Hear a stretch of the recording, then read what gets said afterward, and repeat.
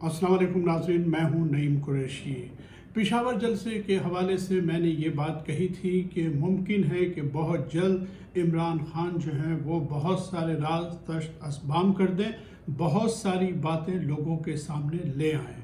ये मुमकिन है कि कराची के जलसे में, और कराची के जलसे में नहीं तो फिर ये सब कुछ लाहौर के जलसे में आप सुन सकेंगे। लेकिन इससे पहले ही आज इमरान खान साहब ने बनी गाला में कुछ सहाफ़ियों से मुलाकात की और उनके साथ बहुत सारी बातें खुल के की हैं। इमरान खान साहब ये बात अच्छी तरह जानते हैं कि जिन लोगों के इशारे पे उन्हें निकाला गया और जो मुकामी सहूलतकार हैं उनके, जिन्होंने निकालने में एक बुनियादी किरदार अदा किया, वो सब बहुत ताकतवर लोग हैं और अब इख्तिदार में उनकी वापसी इतनी आसान नहीं होगी। लिहाजा वो मोहतात खेल रहे हैं। किस तरह, किस वक्त क्या खेलना चाहिए, उनसे बेहतर शायद कोई नहीं जानता। सारी ज़िंदगी क्रिकेट खेली है उन्होंने और वो हर चीज़ को बखूबी समझते हैं। यही वजह है कि पेशावर के में मैंने कहा था कि वो बंदे बंदे नज़र आए, लेकिन कराची में उन्होंने कुछ बातें की, उन्होंने अदलिया से भी कुछ सवालात किए और फिर आज सहाफ़ियों को भी कुछ ऐसी बातें बताई हैं जो इससे पहले उन्होंने कभी नहीं बताई थी। जनरल बाजवा साहब के लाहौर में मौजूदा फ़ौजी हुक्काम और कुछ एक बड़ी तादाद साबिक़ फ़ौजियों से भी उन्होंने मुलाकातें की और कहा यह जाता है मुबैना तौर पे कि उस मुलाकात में साबिक़ फ़ौजियों ने बहुत सारे मामलात पे अपनी तशवीश का इजहार किया। इस हवाले से मीडिया में बहुत सारी ख़बरें चल रही हैं। उसका रेफरेंस देते हुए इमरान खान साहब ने कहा कि वो बहुत सी बातों का जवाब दे सकते हैं, लेकिन वो पाकिस्तान की फ़ौज के ख़िलाफ़ एक लफ्ज़ भी नहीं कहेंगे। उन्होंने कहा कि पाकिस्तान को फ़ौज की ज़रूरत है। फ़ौज एक वाहिद मुनज़्ज़म इदारा है हमारे मुल्क का और फ़ौज ने इस मुल्क के लिए बहुत क़ुरबानियाँ दी हैं। लिहाजा मैं फ़ौज के बारे में कोई मनफी बात करना नहीं चाहता। उन्होंने एक मरतबा फिर अपने दौरे रूस के हवाले से सहाफ़ियों को ये बात याद दिलाई कि जब वो रूस जा रहे थे तो तमाम इदारे ऑन बोर्ड थे। उन्होंने ये भी कहा कि आखिरी दिन जाने से पहले उन्होंने जनरल बाजवा को फ़ोन किया और उनसे मशवरा किया और उनका मशवरा यही था कि इन्हें रूस जाना चाहिए। यानी दूसरे लफ्ज़ में वो ये कहना चाहते थे कि तमाम इदारे ऑन बोर्ड थे, ये उनका अकेला फ़ैसला नहीं था। दूसरी बात ये कि उन्होंने ये भी कहा कि रूस के साथ हमारे मामलात तय हो रहे थे कि पाकिस्तान को 30% कम रियायती कीमत पर जो है रूस तेल देने पे राज़ी था। साजिश के हवाले से उन्होंने कहा कि मेरे पास नवंबर से इतलात आना शुरू हो गई थी कि मेरी हुकूमत को गिराने के लिए जो है वो मुख्तलिफ एलिमेंट्स जो है वो मुलाकातें कर रहे हैं और मेरी हुकूमत के ख़िलाफ़ साजिशें कर रहे हैं। और फिर जनवरी में जो है ये तहरीक अदम एतमाद का मामला सामने आ गया। तो उन्होंने ये याद दिलाया कि उन्हें ये बात अच्छी तरह मालूम थी कि उनके ख़िलाफ़ क्या कुछ हो रहा है और किस तरह लोगों की ख़रीदारी हो रही है और किस तरह लोगों को जो है ख़रीदा जा रहा है, किस तरह ये सिलसिला चलेगा। उन्होंने अपने तौर पे मुतल्लिक़ा हुक्काम को, दीगर इदारों को इससे मुतला करने की कोशिश की।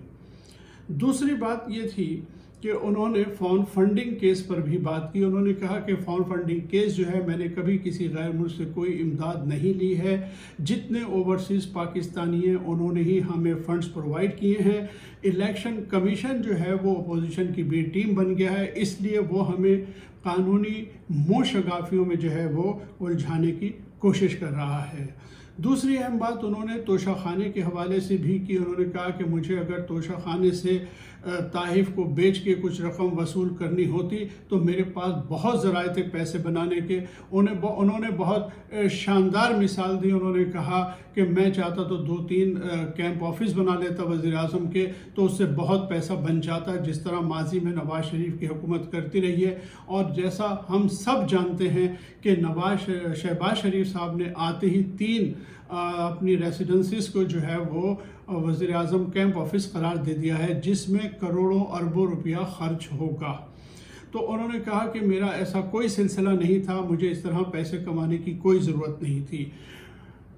फ़राह खान के हवाले से भी उन्होंने यही कहा कि मेरा उनसे ऐसा कोई ताल्लुक़ नहीं है। अगर अपोजिशन ये समझती है कि फ़राह खान ने कोई गैर कानूनी काम किया है तो उनके खिलाफ मुकदमा कायम करे और मुकदमा चलाएं, मेरा उससे कोई लेना देना नहीं है। اسٹیبلشمنٹ نے 3 نام دیے تھے یا حکومت نے انہیں بلایا تھا اور تب انہوں نے 3 نام پیش کیے. یہ ایک ڈسکرپنسی آپ کو پتہ ہے کب سے چل رہی ہے. ایک دفعہ پھر وزیر اعظم نے دہرایا کہ اسٹیبلشمنٹ نے مجھے یہ 3 تجاویز دی جس میں جو ہے وہ الیکشن کرانے پہ راضی ہو گیا تھا. اس ساری گفت و شنید میں یہ محسوس ہوا کہ عمران خان جو ہے اپنے پتے بہت محتاط طریقے سے کھیل رہے ہیں. وہ ابھی کچھ باتیں تشت بام کر رہے ہیں لیکن ہو سکتا ہے کہ لاہور میں آپ کو کچھ اور بھی سننے کو مل جائے.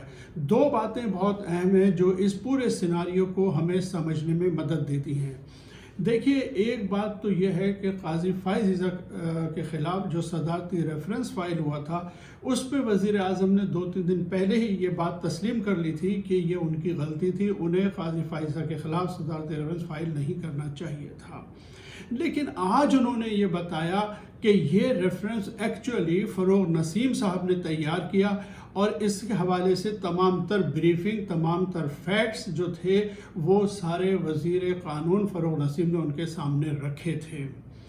دیکھیے، میں آپ کو ایک بات یہ بتا سکتا ہوں کہ قاضی فائز عیسیٰ کے خلاف یہ کوئی ذاتی عناد نہیں تھا فروغ نسیم کا، یہ ان کی سول ذاتی کاوش نہیں تھی. کچھ طاقتور حلقے تھے جنہوں نے فروغ نسیم سے یہ کام کروایا کہ یہ وہ طاقتور حلقے تھے جنہیں قاضی فائز عیسیٰ کے کچھ فیصلے پسند نہیں آئے اور وہ قاضی فائز عیسیٰ کو سزا دینا چاہتے تھے. مجھے یاد ہے کہ بلوچستان کے ایک فیصلے کے حوالے سے بھی اور فیض آباد دھرنا کیس کے حوالے سے بھی جسٹس قاضی فائز عیسیٰ کے جو فیصلے تھے وہ کچھ حلقوں کو پسند نہیں آئے تھے اور یہ اسی سلسلے کی ایک کڑی تھی جو قاضی فائز عیسیٰ کو سزا دینے کی کوشش کی جا رہی تھی. آج وزیر اعظم صاحب نے یہ کھل کے بتا دیا ہے کہ صدارتی ریفرنس جو تھا وہ کس کی وجہ سے بھیجا گیا تھا. دوسری بات جو اہم بات ہے وہ یہ کہ الیکشن کمشنر کے حوالے سے بھی انہوں نے بتایا کہ یہ جو موصوف اس وقت الیکشن کمشنر ہیں ان کا نام جو ہے وہ بھی اسٹیبلشمنٹ کی طرف سے تجویز کیا گیا تھا، یہ کہہ کر کہ یہ شخص جو ہے ایک بہتر آدمی ثابت ہوگا. لیکن حقیقت یہ ہے کہ ان کی مسلم لیگ نون کے کچھ رہنماؤں سے رشتہ داری بھی نکلتی ہے اور رشتہ داری سے ہٹ کے بھی ان کا پچھلا 1.5 سال کا جو رویہ ہے وہ یہ بات ثابت کرتا ہے کہ وہ اپوزیشن کی بی ٹیم بنے ہوئے ہیں. یہاں پر شاید ایسا ہی کیا گیا ہے جس طرح کہا جاتا ہے کہ جناب افراد کے بجائے آپ ادارے کو خرید لیں، تو لگتا یہی ہے کہ ادارے کو ہی خرید لیا گیا ہے.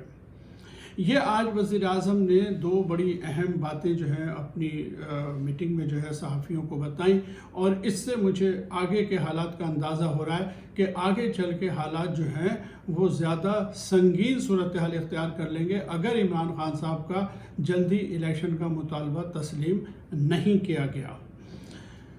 دوسری طرف یہ ہے کہ ابھی تک شہباز شریف صاحب کے حکومت کو آئے ہوئے 7 دن گزر چکے ہیں لیکن ان کی کابینہ اب تک نہیں بن سکی اور اس بھانمتی کے کنبے میں اختلافات کی خبریں جو ہیں وہ زبان زدے عام و خاص ہیں.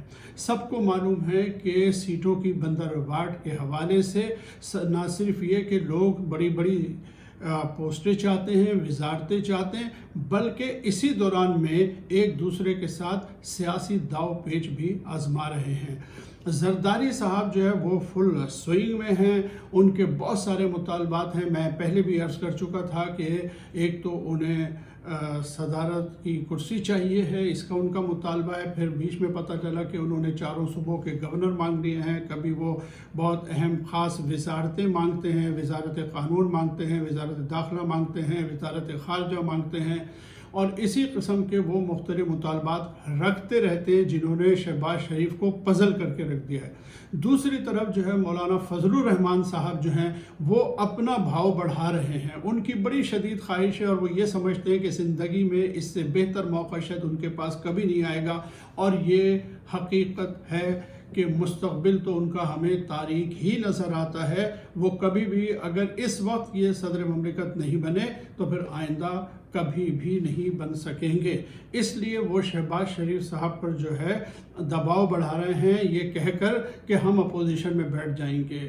ہمارے بہت سارے دوستوں کا یہ خیال ہے اور یہ خیال میرا خیال ہے کہ بالکل درست ہے ان کا کہ یہ سارا گیم مل جل کے ہی ہو رہا ہے، کیونکہ مولانا فضل الرحمان نے کہا ہے کہ وہ اپوزیشن میں بیٹھیں گے۔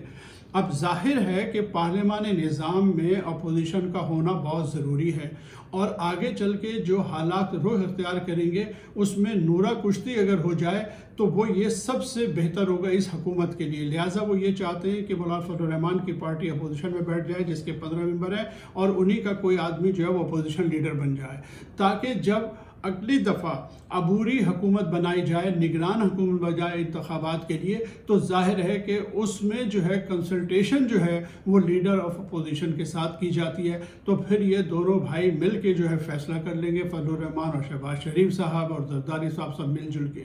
اسی طرح چیئرمین اکاؤنٹس کمیٹی جو ہے وہ بھی لیڈر آف اپوزیشن بنتا ہے، تو وہ بھی فضل الرحمان صاحب کو مل جائے گا۔ اسی طرح نیب چیئرمین کا جو معاملہ ہے، ویسے تو شاہد خاقان عباسی صاحب کے بارے میں پہلے کہہ چکا ہوں کہ ان کی خواہش ہے کہ نیب کو صفحہ ہستی سے مٹا دیا جائے اور انہیں چیئرمین نیب کا گریبان پکڑنے کی اجازت دے دی جائے، لیکن لگتا یہ ہے کہ عوامی دباؤ اتنا شدید ہے اور ان کی یہ پلاننگ اس طرح سے تشت اسبام ہو گئی ہے، لوگوں کے سامنے آ گئی کہ شاید وہ فارملی نیب کو ختم نہ کریں، لیکن لیڈر آف اپوزیشن اور پرائم منسٹر مل کے جو ہے وہ اپنی مرضی کا چیئرمین نیب لے آئیں گے، جیسے ایک زمانے میں پیپلز پارٹی اور مسلم لیگ نون نے قمر الزماں کو جو ہے وہ بنا دیا تھا، تو اس دوران میں بھی کچھ بھی نہیں ہوا سوائے ان کے مقدمے ختم ہونے کے۔ تو یہ سارا جو ہے یہ گیم کرنے کی کوشش کر رہی ہے، بلکہ موجودہ حکومت جو ہے وہ کسی طرح کوشش کر رہی ہے کہ سارا کھیل اس طرح ہو جائے کہ جب یہ الیکشن میں جائیں تو عمران صاحب کے سارے راستے مسدود کر دیے جائیں۔ لیکن جس طرح یہ لوگ کبھی کبھار عمران صاحب کی حکومت کے بارے میں کہتے تھے، اور یہ زرداری صاحب نے کہا تھا کہ عمران خان کی حکومت اپنے ہی بوجھ سے گر جائے گی، مجھے یہ لگتا ہے کہ موجودہ حکومت بھی اپنے ہی بوجھ سے گر جائے گی، اور یہ بوجھ زیادہ عرصے چلنے والا نہیں ہے، یہ مہینے 2 مہینے کی کہانی ہے، کیونکہ اس حکومت کا آغاز ہی اس طرح ہوا ہے کہ پاکستان کی 75 سالہ تاریخ میں یہ ہمارے جو سیکورٹی ادارے ہیں، یہ ان کے سوچنے کے لیے بھی ایک بڑی اچھی چیز سامنے آ گئی ہے۔ جن خدشات کا اظہار لوگ کر رہے تھے وہ کابینہ بننے سے پہلے سامنے آ گیا ہے، یعنی آپ اندازہ لگائیے کہ پاکستان کی 75 سالہ تاریخ میں یہ پہلی مرتبہ ہوا ہے کہ قومی اسمبلی میں افواج پاکستان کی مذمت کی گئی ہے، محسن داوڑ کی طرف سے پاکستانی فوج کے خلاف اسمبلی فلور پر بیان دیا گیا ہے اور ان کے عمل کی مذمت کی گئی ہے، اور کہا گیا ہے، الزام لگایا گیا ہے کہ پاکستان ایئر فورس نے اسٹرائک کیا ہے افغانستان کی سرزمین پر، ریڈ لائن کراس کی ہے، اور محسن داوڑ نے جو ہے پاکستانی فوج کی مذمت کی ہے۔